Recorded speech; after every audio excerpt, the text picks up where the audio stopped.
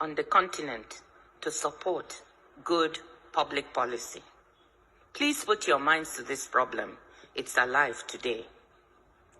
My second example has to do with a very specific one in my country, the cleanup of the fuel subsidy regime in 2012 during my second stint as finance minister. Nigeria has a fiscally challenging fuel subsidy regime. The country exports crude oil and imports most of its refined needs because its refineries are in very bad shape, and provides a subsidy for the sales of refined oil at the pump. At the end of 2011, a total of 1.73 trillion naira, US $11 billion equivalent, was submitted as claims for subsidies by 143 marketers who were importing the product. These numbers seemed horrendously large compared to what I had last seen when I was in government in 2006, which was closer to $2 billion in subsidy. So we decided to audit these claims. We audited about $8.4 billion worth of claims, and we found $2.5 billion worth of fraud in these claims, i.e., many of these marketers were trying to claim $2.5 billion fraudulently. With the full backing of the president and the economic team, we decided that we were not going to entertain these claims or to pay.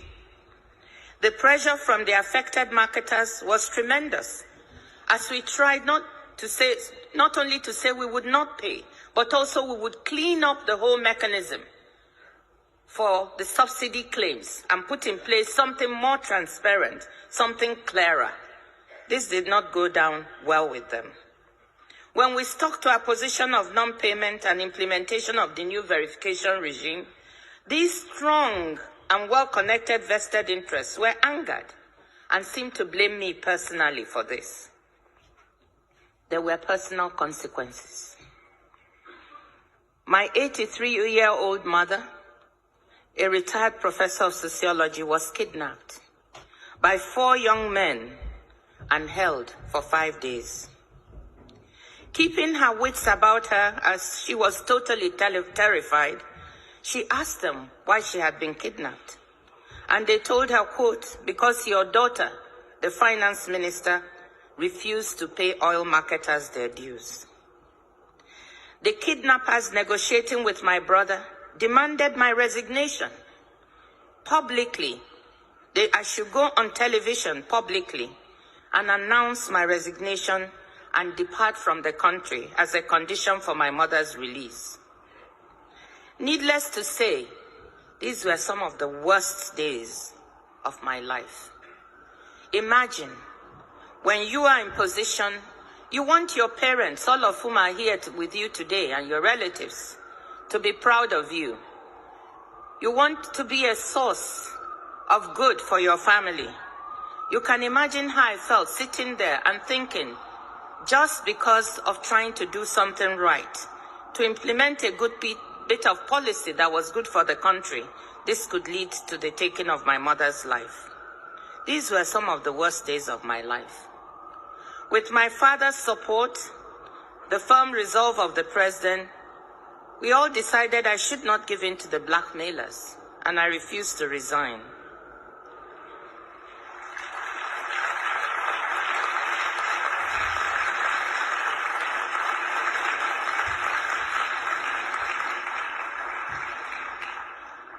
Following a manhunt, I'm sorry, I still feel emotional when I talk about it.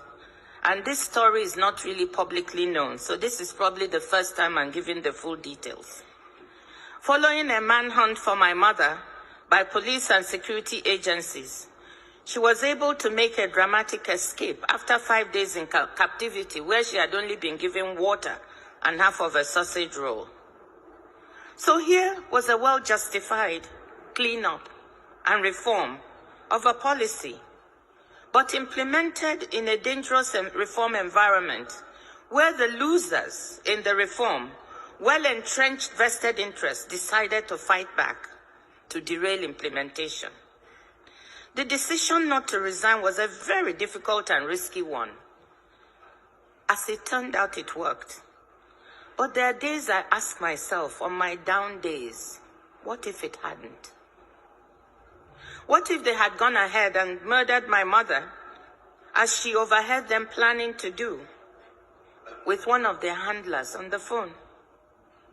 Could I have justified trading off firmness on policy and standing up to blackmailers, implementing a good piece of public policy for my mother's life?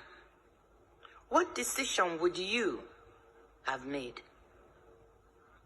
Faculty, what decision would you have made?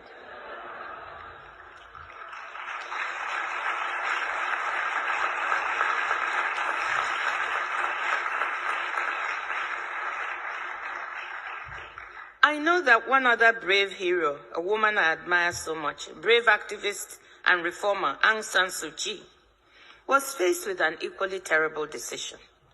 Leave Myanmar to be with her dying husband in England. I'm sure you all know the story.